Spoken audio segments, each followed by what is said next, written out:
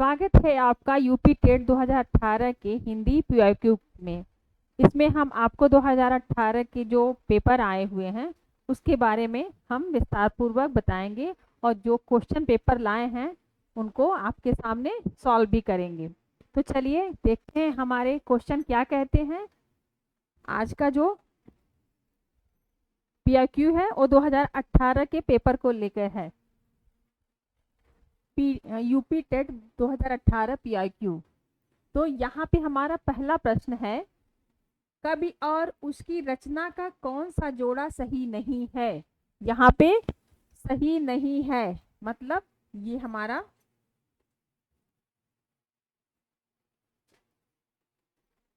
यहाँ पे जो रचना और कवि का नाम दिया गया है उसमें कौन सा जोड़ा सही नहीं है। जैसे शिवराज भूषण और उनकी रचना क्या है, भूषण है।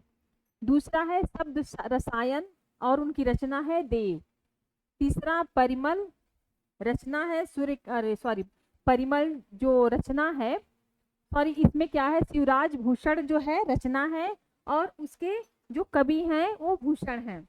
इसी प्रकार शब्द जो है, शब्द रसायन, ये देव जी का है। तीसरा है परिमल परिमल जो रचना है और उसके जो लेखक हैं सूर्यकांत त्रिपाठी निराला जी हैं। चौथा है उद्धव शतक और इसके जो लेखक हैं भारतेंदु हरिश्चंद्र जी। तो इसमें हमको ये बताना है कि इसमें कौन सा जोड़ा सही नहीं है। तो ये जो है हमारा जो शिवराज भूषण जो रचना है वो भूषण जी का, ये भी सही है। और शब्द रसायन ये देव जी का है, ये भी सही है। परिमल जो है सूर्यकांत त्रिपाठी निराला जी का है, ये पूरा सही है। अब ये आता है चौथा उद्धव शतक। तो उद्धव शतक भारतेंद्र हरिश्चंद्र की रचना नहीं है।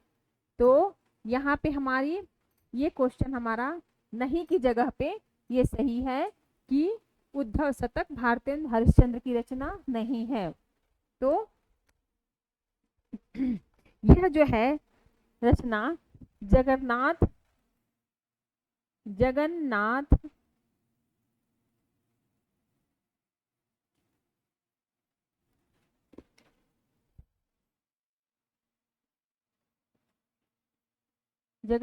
रत्नाकर जी की है। यह जो रचना है उद्धव शतक, ये जगन्नाथ रत्नाकर जी की रचना है। तो यह भारतेंद्र जी की रचना नहीं है। अगला क्वेश्चन है हमारा, लेखक और उसकी कृति के युग्म में कौन सा युग्म गलत है।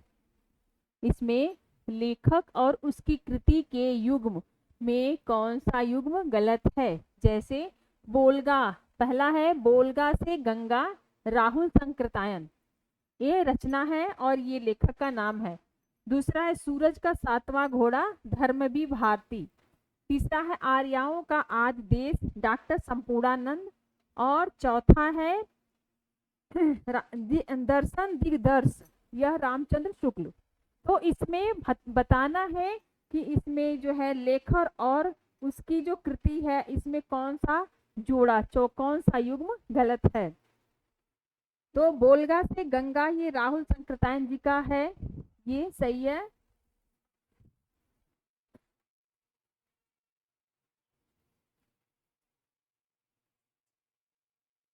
ये पहला सही है। सूरज का सातवां घोड़ा ये धर्मवीर भारती जी का है, ये भी हमारा सही है। तीसरा है आर्याओं का आदि देश, ये डॉक्टर संपूर्णानंद जी का कृति है, तो ये भी हमारा सही है। अब आता है हमारा चौथा दर्शन दिग्दर्श। तो दर्शन दिग्दर्श जो है ये आचार्य रामचंद्र शुक्ल जी का नहीं है, ये आचार्य रामचंद्र शुक्ल जी का नहीं है। जबकि आचार्य रामचंद्र शुक्ल जी जो हैं वो बहुत बड़े आलोचक थे, परंतु यह रचना उनकी नहीं है, यह रचना उनकी नहीं है। यह राहुल संकृतायन जी की कृति है। ये जो कृति है वो राहुल संकृतायन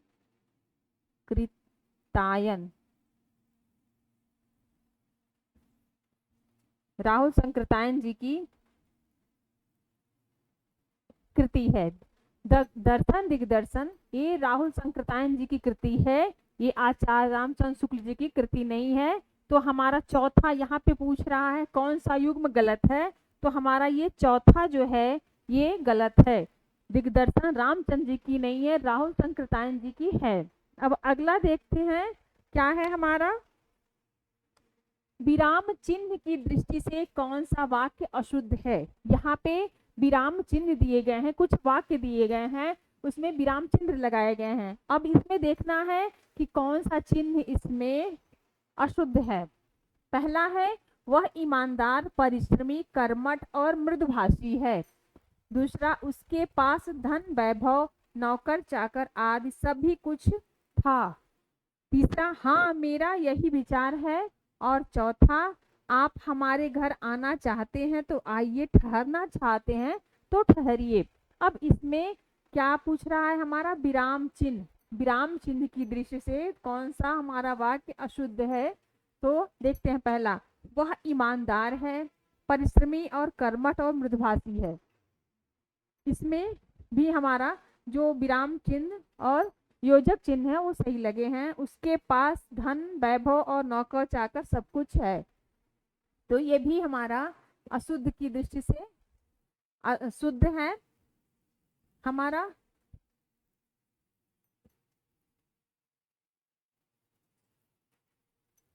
ये भी हमारा सही है, हाँ मेरा यही विचार है। अब आपको क्या लगता है इसमें क्या होना चाहिए था, यहाँ पर भी हमारा जो है विराम चिन्ह होना चाहिए था।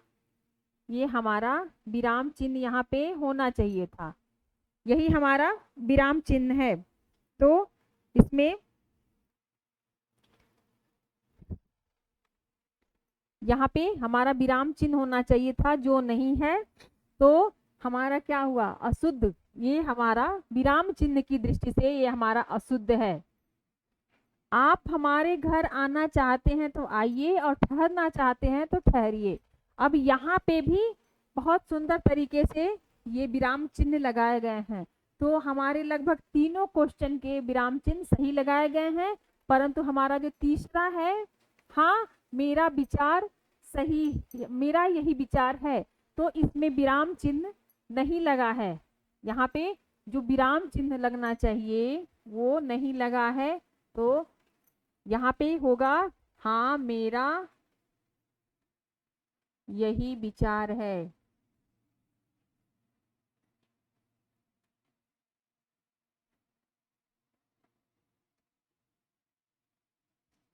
ये हमारा ये होगा। तो हमारा प्रश्न की दृष्टि से अशुद्ध शब्द पूछा गया है, तो हमारा क्वेश्चन नंबर 3, हाँ मेरा यही विचार है, ये सही होगा। अब आगे देखें कौन सा शब्द भिन्न अर्थ और प्रकृति का है। यहाँ पे कौन सा शब्द, कुछ हमारे शब्द दिए गए हैं, इसमें देखना है कि कौन सा शब्द भिन्न अर्थ और प्रकृति का है। जैसे पहला है चिरंतन, चिरंतन, दूसरा शाश्वत, और तीसरा सनातन, और चौथा है अधुनातन। तो इसमें हमारा कौन सा जो है वह भिन्न प्रकृति का शब्द लग रहा है। तो चिरंतन का मतलब भी होता है प्राचीन, चिरकाल से, मतलब चिरंतन का होता है, चिरंतन मतलब चिरकालीन, चिरकाल हो जाएगा। शाश्वत भी हमारे प्राचीन से ही लिया गया है।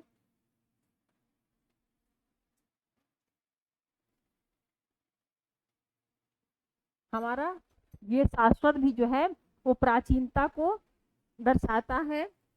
सनातन, सनातन धर्म भी बहुत ही प्राचीन है। सनातन धर्म के बारे में आप लोग जानते हैं, तो सनातन को भी प्राचीन से ही जोड़ा जाता है, तो यह भी हमारा प्राचीन ही होगा। अब आता है अधुनातन। अधुनातन जो शब्द है वह हमारे आधुनिक युग से लिया गया है। आधुनिक युग, ये हो गया हमारा प्राचीन युग, और ये हो गया हमारा आधुनिक युग। तो हमारा सही आंसर होगा अधुनातन। सही आंसर क्या है? क्वेश्चन नंबर 5 का क्वेश्चन नंबर 5 जो है हमारा, विकल्प 5 जो है वो हमारा सही रहेगा। तो चिरंतन का मतलब भी प्राचीन है, शाश्वत का मतलब भी प्राचीन है, और सनातन का मतलब भी प्राचीन ही होता है, परंतु ये जो अधुनातन है वह आधुनिक से लिया गया है। तो सही आंसर होगा हमारा चौथा। अब आते हैं अर्वाचीन शब्द का विलोम क्या होगा। अर्वाचीन, यहाँ पे अर्वाचीन क्या है? प्राचीन, अध्यतन, अधुनातन और सनातन। इसमें हमारा सही क्वेश्चन क्या होगा? अर्वाचीन शब्द का विलोम है प्राचीन। ये अर्वाचीन का विलोम शब्द जो होगा हमारा, ये प्राचीन है, और अर्वाचीन मतलब आधुनिक युग से लिया गया है। अर्वाचीन आधुनिक युग से लिया गया है, मतलब जो है, तो इसका हमारा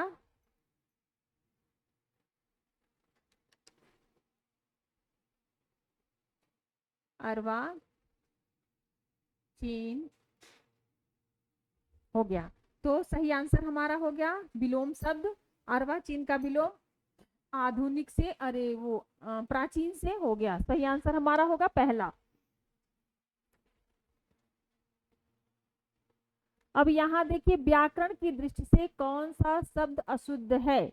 यहाँ पे व्याकरण की दृष्टि से कौन सा अशुद्ध शब्द है, तो हमारे विकल्प दिए गए हैं।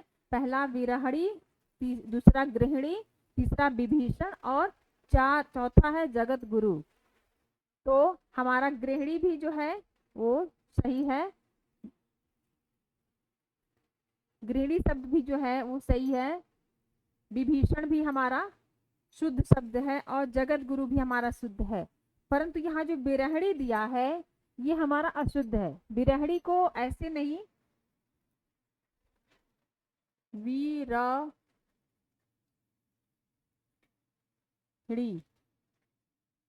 विरहणी नहीं लिखा जाएगा, विरहिणी लिखा जाएगा, विरहिणी लिखा जाएगा।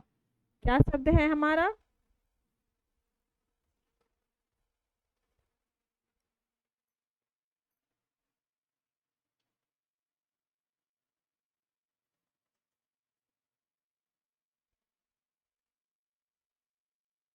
सही शुद्ध शब्द जो है हमारा विरहिणी लिखा जाएगा।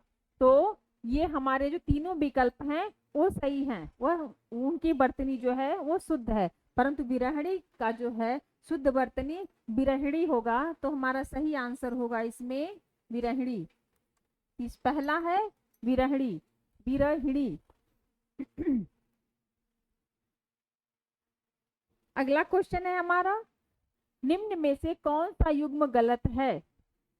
निम्न में से कौन सा युग्म गलत है? पहला है लुटिया डुबाना, यानी कि सारा काम चौपट का होना।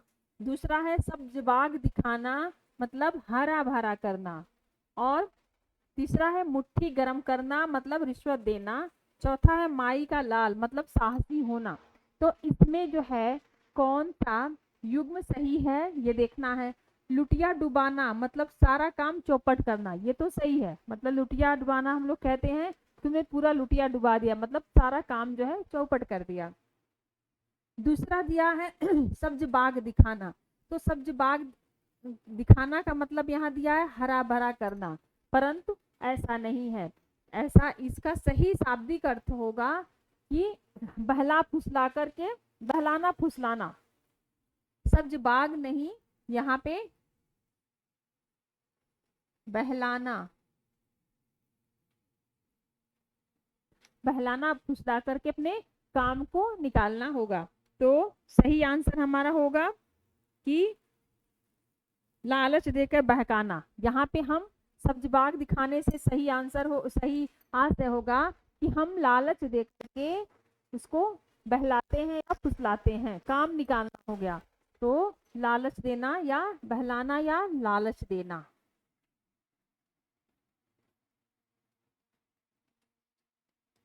सही आंसर हमारा होगा सब्ज बाग। अब जो तीसरा था मुट्ठी गरम करना, ये तो मतलब जाहिर सी बात है, मुट्ठी गरम करना, रिश्वत देना, ये भी सही है। और माई का लाल होना, ये भी हमारा सही शब्द है। तो हमारा सब्ज बाग दिखाना यहाँ पे ये युग्म गलत है, क्वेश्चन नंबर 2 यहाँ पे गलत है। अब यहाँ देखिए, मेरी भव बाधा हरो राधा नागर सोई, जा तन की झाई परे श्याम हरित दुति होय। यह जो है पंक्ति ये किसकी है? ये इसमें सूरदास की है। मेरी भव बाधा हरो राधा नागर सोई, जा तन की झाई परे श्याम हरित दुति हो। ये उपर्युक्त दोहे में कौन सा अलंकार, इसमें अलंकार कौन सा है ये देखना है। पहला है अन्योक्ति अलंकार, दूसरा यमक अलंकार, तीसरा श्लेष अलंकार और चौथा रूपक अलंकार। तो इसमें जो है, इसमें क्या है कि जहाँ श्याम हरित और द्युति जैसे शब्दों को एक से अधिक आए हैं, यहाँ पे क्या है? श्याम हरित और द्युति ये शब्द का कई अर्थ होता है। तो जहाँ कई अर्थ निकलते हैं, इसके अधिक अर्थ निकलने की वजह से यहाँ पे होगा हमारा श्लेष अलंकार। जहाँ पे एक ही शब्द के अधिक बार अर्थ निकले वहां पे होता है श्लेष अलंकार। तो हमारा सही इसमें आंसर होगा, विकल्प होगा श्लेष अलंकार। आगे देखें,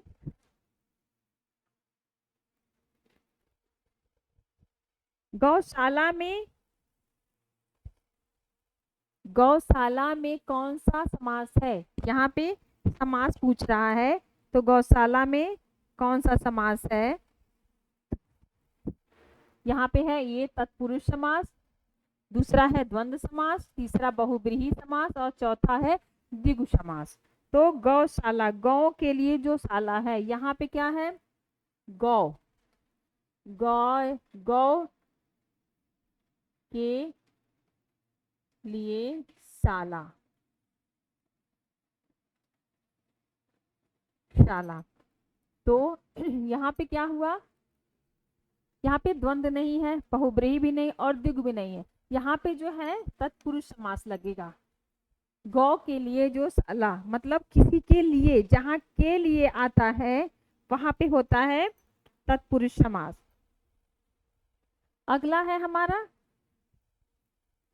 देशभक्ति में कौन सा समास है? देशभक्ति में कौन सा समास है? तो यहाँ पे भी हमारा क्या है? ये पहला है द्वंद्व समास, दूसरा कर्मधारय समास, तीसरा तत्पुरुष समास और चौथा है द्विगु समास। तो हमारा जो है इसका भी विग्रह कैसे होगा? देश के लिए भक्ति, यहाँ पे क्या है? देशभक्ति से मतलब है देश के लिए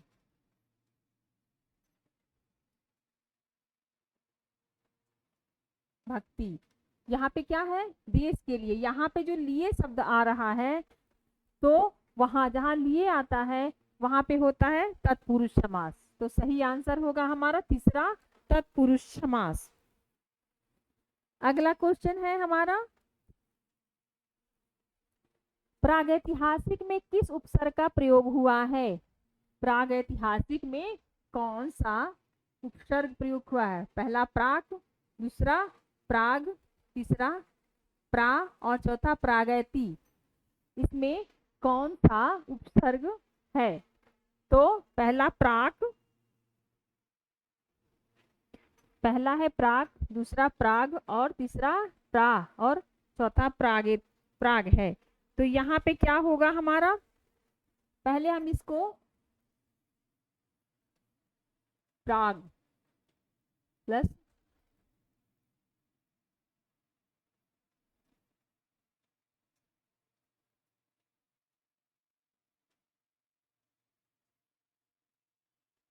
यहाँ पे हो गया प्राग। तो हमारा सही आंसर यहाँ पे हो गया प्राग। सही आंसर हमारा होगा प्राग। अब आगे देखें, तुलसीदास किसकी कविता है? तुलसीदास किसकी कविता है? तो तुलसीदास जी जो हैं, पहला है मुक्तिबोध, दूसरा अज्ञेय जी, तीसरा हरिवंश राय बच्चन और चौथा सूर्यकांत त्रिपाठी निराला जी। तो तुलसीदास ये जो है यह निराला जी द्वारा रचित एक लंबी कविता है। तुलसीदास जो रचना है वो सूर्यकांत त्रिपाठी निराला जी द्वारा रचित एक लंबी कविता है। तो ये हमारा जो है तुलसीदास और अन्य कवियों में क्या है, मुक्त बोध और अज्ञेय और हरिवंश जो है वो अन्य कवियों की रचना है। जैसे मुक्तिबोध और अज्ञेय वंचन की यह रचना नहीं है। सही का आंसर होगा हमारा चौथा। अगला है बहिष्कार का संधि विच्छेद क्या होगा। बहिष्कार का संधि विच्छेद क्या होगा। यहाँ पे क्या है, पहला है वही प्लस कार, दूसरा अकार, तीसरा वही का प्लस कार, चौथा बहिर प्लस कार। तो यहाँ पे बहिष्कार से आशय है, यह पहले से उपसर्ग है, यह जो है हमारा विसर्ग संधि है। ये हमारा पहले जान लेते हैं ये क्या है, बहिष्कार विसर्ग संधि है। जैसे यहाँ दिया है वही प्लस कार। अब यहाँ क्या है, यहाँ पे जो है हमारा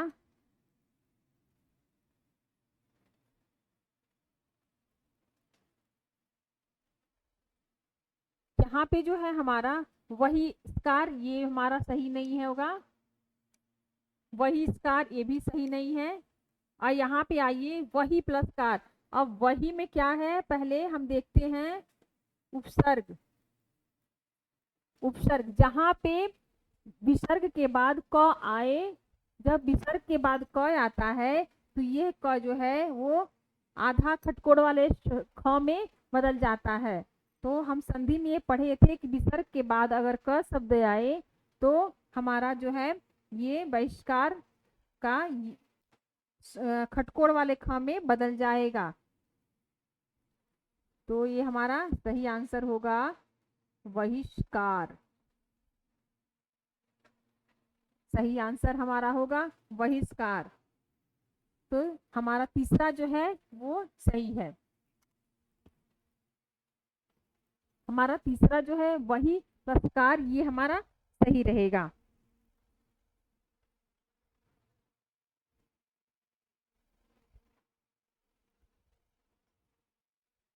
अगला है वैदेही वनवास किसकी रचना है। वैदेही वनवास किसकी रचना है। तो ये जो है पहला है हरिऔध सिंह उपाध्याय हरिऔध, दूसरा रामधारी दिनकर जी, या तीसरा मैथिली शरणगुप्त, या चौथा श्रीधर पाठक। तो वैदेही वनवास जो है यह हरिऔध जी की प्रसिद्ध प्रबंध कविता है। हरिऔध जी की प्रसिद्ध प्रबंध कविता है। तो पहला हमारा विकल्प जो है वो सही होगा, अयोध्या सिंह उपाध्याय हरिऔध। अब यहाँ पे देखिए कुछ गद्यांश दिए गए हैं।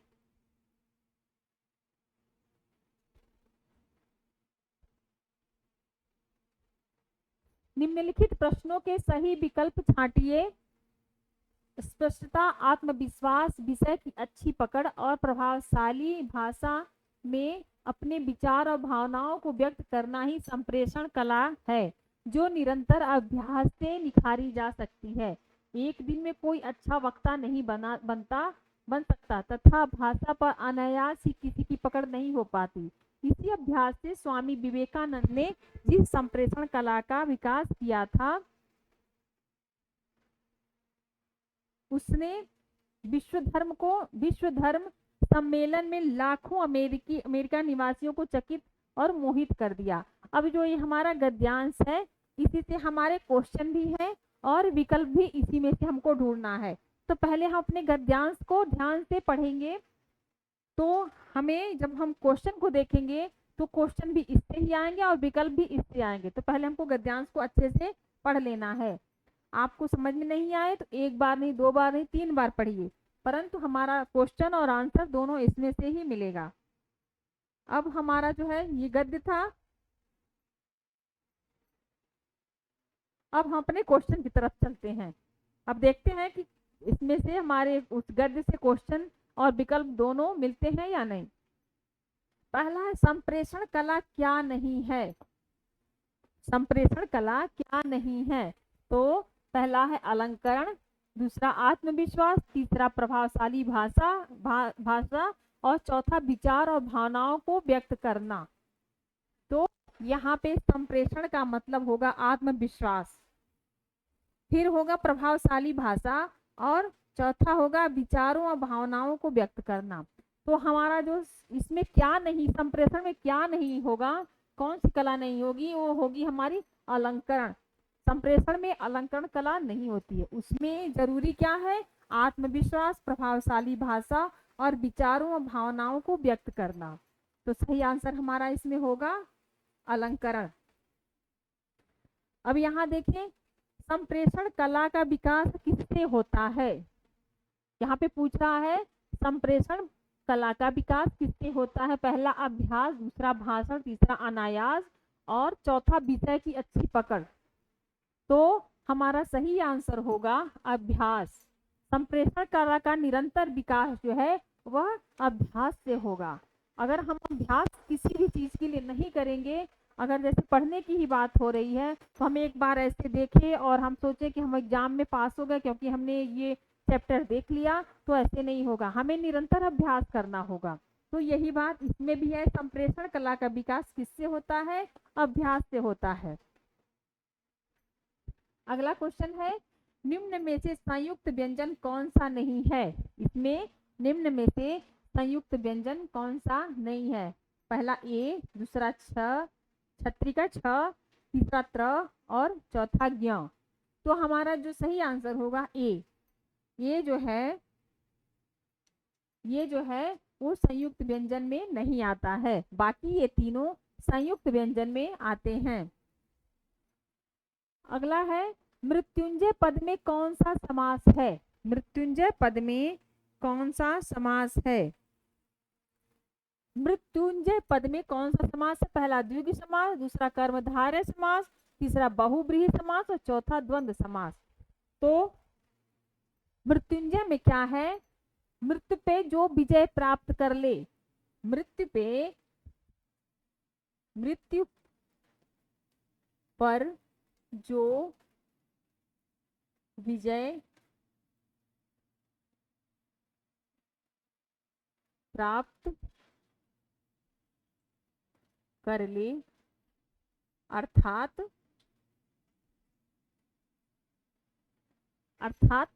किसका नाम दिया जाता है? जो मृत्यु पे विजय प्राप्त कर ले, अर्थात शिव।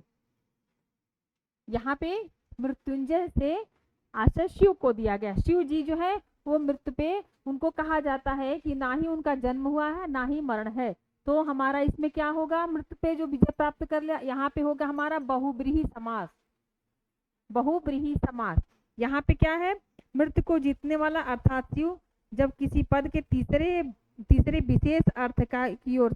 अभी क्या है, इसमें शिव का कहीं नहीं नाम आया, लेकिन किसी पद में अगर किसी तीसरे का नाम आए तो वहां पे होता है हमारा विशेष अर्थ निकलता है, तो वहां होता है बहुब्रीहि समास। सही आंसर होगा हमारा तीसरा।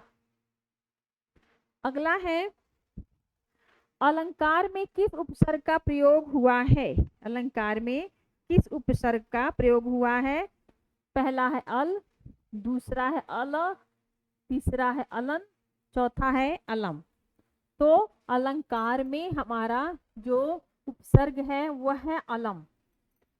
सही आंसर होगा हमारा अलम। अब ये देखें, यह पुस्तक किसकी है? में रेखांकित शब्द का पद परिचय दीजिए। यहाँ पे क्या है? यह पुस्तक किसकी है?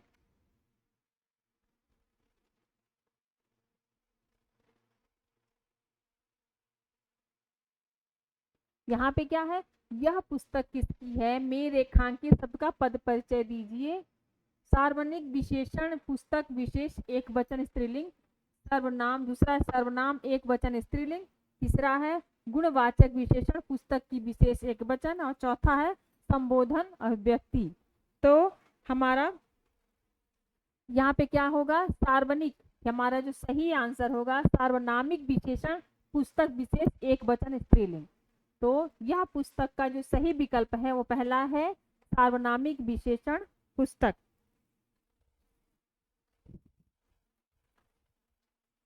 अब यहाँ पे क्या है, यह जो है संज्ञा जो है यह संज्ञा पुस्तक की विशेषता बता रहा है, इसलिए यह सार्वनामिक विशेषण हो गया। यह जो शब्द है वह पुस्तक की विशेषता बता रहा है, तो ये सार्वनामिक हो गया। अगला है विश्लेषण शब्द का विलोम होगा। विश्लेषण शब्द का विलोम होगा। पहला विवेचन, दूसरा संश्लेषण, तीसरा व्याख्या और चौथा विभाजित। तो विश्लेषण शब्द का शब्द उल्टा होगा। विश्लेषण का मतलब होता है अलग करना और संश्लेषण का मतलब होता है जोड़ना। तो हमारा विलोम शब्द होगा संश्लेषण, विलोम शब्द होगा हमारा संश्लेषण। अगला है जिनका उच्चारण ऊपर के दांतों पर जीभ लगने से होता है उसे क्या कहते हैं? पहला कंठ, दूसरा दंत, तीसरा मूर्धन्य, चौथा अनुनासिक। तो जिनका उच्चारण ऊपर के दांतों पर जीभ लगने से होता है वो होता है दंत्य, वह होता है दंत्य। तो सही आंसर जो है हमारा दंत्य होगा। निम्नलिखित में से ऊष्म व्यंजन कौन से हैं? इसमें निम्नलिखित में से ऊष्म व्यंजन कौन से हैं? पहला है श, श, श, दूसरा अ, ब, श, तीसरा च, छ, ज, या चौथा अ, र, ल, श। अब जो है उसमें ऊष्म व्यंजन, ऊष्म मतलब होता है गर्म। तो जिन शब्दों की उच्चारण या वर्ण का उच्चारण हम जब करते हैं और हमारे कंठ से महाप्राण वायु निकलती है, मतलब गर्म हवा निकलती है, तो वहां होता है ऊष्म व्यंजन। अब ऊष्म व्यंजन में क्या है हमारा श, श, श और ह। एक और चीज होता, एक और वर्ण होता है ह। तो ये जो चार वर्ण निकलते हैं तो यहाँ पे होता है अघोष, इसको अघोष भी बोलते हैं। तो हमारा ये हो जाएगा हमारा ऊष्म व्यंजन। तो सही आंसर होगा हमारा पहला ऊष्म व्यंजन है श, श, श। अत्यधिक का विलोम क्या होगा? यहाँ पे अत्यधिक का विलोम पूछ रहा है। विकल्प क्या दिया है? अत्यल्प, दूसरा अत्यधिक, तीसरा अनधिक, अनधिगत, चौथा है अनधीन। तो अत्यधिक का क्या है? अत्यल्प मतलब अधिक कम से है आशय। यहाँ पे अत्यधिक मतलब ज्यादा है और यहाँ अत्यल्प, अल्प मीन्स होता है कम, और अत्य हो गया बहुत कम से दिया गया है। तो यहाँ पे हो गया इसका सही आंसर अत्यल्प, बहुत कम। इसका आशय होगा बहुत कम। अब हम देखें अगला क्या है, ऋतु का विलोम क्या होगा? ऋतु का विलोम यहाँ पूछ रहा है क्या होगा। पहला अनिर्त, दूसरा है वक्र, तीसरा विकीर्ण और चौथा है अनैक्य। अनैक्य। तो ऋतु का जो होता है, ऋतु मतलब होता है सत्य। ऋतु जो है, हम ऋतुएं जैसे होता है ना ऋतु, तो ऋतुओं को भी बोला जाता है सत्य, कि ऋतुएं भी अपने कभी भी बदलती रहती हैं, पर अपने समय पे बदलती हैं। जैसे सच्चाई का होता है तो सच्चाई ऋतु को सत्यता से ही जोड़ा जाता है। अब यहाँ क्या है अनृत्य, अनृत्य मतलब होता है गलत, अनृत्य मतलब होता है झूठ। तो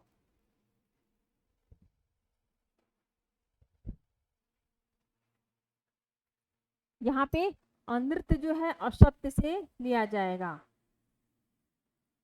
और ऋतु को क्या बोला जाता है? सत्य।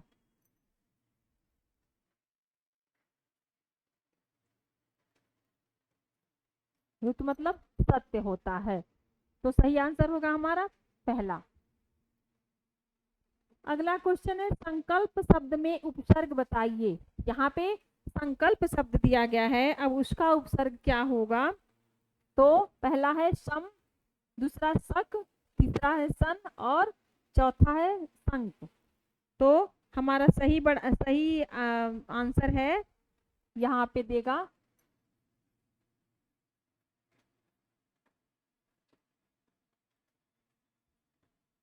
सही आंसर है संकल्प, समकल्प। तो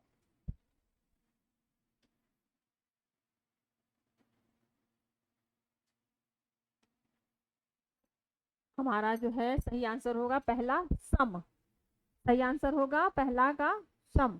सम का जो है सम प्लस कल्प, ये संधि विच्छेद ऐसे होगा और आगे जाके जो नया शब्द परिवर्तित होगा वो हो जाएगा हमारा संकल्प। आगे देखिए, मुझसे खड़ा भी नहीं हुआ जाता, इस वाक्य का वाच्य क्या होगा? इसका वाच्य क्या होगा? पहला भाववाच्य, दूसरा कर्मवाच्य और तीसरा कर्तुवाच्य और चौथा अन्यवाच्य। तो जहां पे भाव जो है भाववाच्य का बोध होता है, अब यहाँ पे क्या है हमारा जो है भाव, यहाँ पे क्रिया प्रधान है परंतु जो है हमारा भाव जो है वह क्रिया प्रधान है और असमर्थता का भाव है। यहाँ पे क्या है हमारा क्रिया प्रधान है, मुझसे खड़ा नहीं, खड़ा होना मतलब क्रिया करना हमारा प्रधान है, परंतु जो है असमर्थता क्या है? नहीं, नहीं, मुझसे खड़ा भी हुआ नहीं जाता। तो यहाँ हमारा लग रहा है भाववाच्य, मतलब हमारा भाव तो है कि मैं खड़ा हो जाऊं पर हम खड़ा होने में असमर्थ हैं, तो यहाँ पे होगा हमारा भाववाच्य। सही आंसर होगा हमारा भाववाच्य। अगला है हमारा तद्भव और उसके तत्सम का कौन सा मेल गलत है? तद्भव और उसके तत्सम का कौन सा मेल गलत है? पहला लौंग लवंग, दूसरा आंत आंत्र, तीसरा लुनाई लावण्यता, चौथा आयुष आदेश। तो हमारा जो है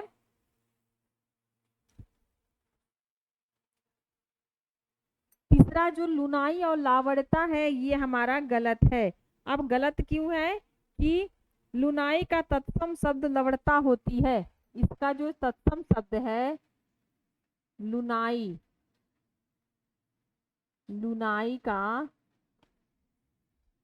ल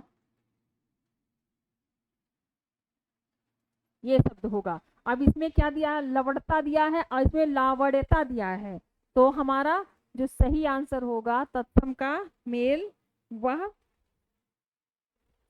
अन्य सभी मेल सही हैं और बाकी ये सभी जो मेल हैं अलग अलग वो सब सही हैं। अब आगे देखिए, लेखक और उसकी रचना का कौन सा जोड़ा गलत है? पहला संस्कृत के 4 अध्याय रामधारी सिंह दिनकर, दूसरा रसज्ञ रंजन आचार्य महाप्रसाद द्विवेदी जी, तीसरा स्कंदगुप्त लक्ष्मी नारायण मिश्र जी, चौथा अशोक के फूल आचार्य हजारी प्रसाद द्विवेदी जी। तो इसमें क्या पूछ रहा है? लेखक और उसकी रचना का कौन सा जोड़ा सही है? तो इसमें जो है हमारा सही आंसर है स्कंदगुप्त लक्ष्मी नारायण मिश्र जी। अब यहाँ पे स्कंदगुप्त जो नाटक के लेखक जयशंकर प्रसाद हैं, इसमें क्या दे रहा है? इसमें जो है लक्ष्मी नारायण जो है स्कंदगुप्त के लेखक नहीं हैं, तो इसमें यही पूछ रहा है ना कि कौन सा जोड़ा गलत है। अब स्कंदगुप्त के नाटक के जो के लेखक जो हैं जयशंकर प्रसाद हैं, इसके जो लेखक हैं वह जयशंकर प्रसाद जी हैं, ना कि लक्ष्मी नारायण।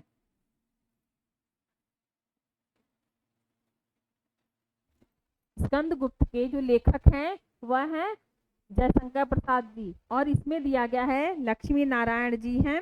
लक्ष्मी नारायण अन्य विकल्प इसमें संस्कृत के 4 अध्याय रसज्ञ रंजन और अशोक के फूल सही हैं। ये जो है अन्य जो चारों हैं, चारों में से जो 3 हैं वह सही हैं, परंतु स्कंदगुप्त व लक्ष्मी नारायण जी का जोड़ा जो है वो गलत है। इसके सही लेखक जो हैं वो जयशंकर प्रसाद मिश्र जी हैं। तो आज की ये हिंदी का जो 2018 का PIQ है वो आज यही है हमारा। अब आगे कल हम फिर नए PIQ के साथ यहाँ पे आएंगे। तब तक के लिए नमस्कार और आशा करते हैं कि आप लोग इसको अच्छे से तैयार करेंगे।